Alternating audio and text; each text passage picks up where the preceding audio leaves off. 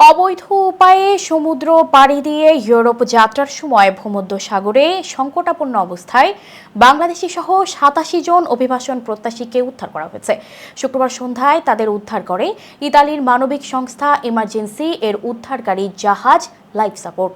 সংস্থাটি জানিয়েছে, অভিবাসন প্রত্যাশীরা উদ্ধারের ২০ ঘণ্টা আগে লিবিয়ার জাওয়াইয়া উপকূল থেকে রওনা হয়েছেন। ছোট নৌকায় গাদাগাদি করে উঠছিলেন তারা। নৌকাটিতে খাবার এমনকি কোনো পানির ব্যবস্থাও ছিল না বলে জানিয়েছে ইমার্জেন্সি। অভিবাসন প্রত্যাশীদের মধ্যে নারী ও শিশুদের পাশাপাশি সন্তান সম্ভবা নারীও ছিলেন। ইমার্জেন্সির এক নার্স জানান, ৪ মাসের এক অন্তঃসত্ত্বা নারী ও ডায়াবেটিস আক্রান্ত এক শিশুকে আগে উদ্ধার করা হয়। অভিবাসন প্রত্যাশীরা সংঘাত, অর্থনৈতিক মন্দা, রাজনৈতিক ও সামাজিক অস্থিরতা থেকে বাঁচতে নিজ নিজ দেশ ছেড়ে ইউরোপে পাড়ি জমাতে চেয়েছেন।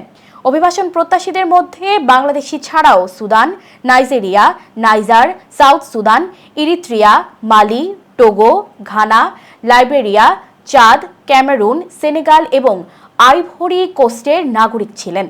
তবে কোন দেশের কতজন নাগরিক ছিলেন তা নির্দিষ্ট করে জানা যায়নি।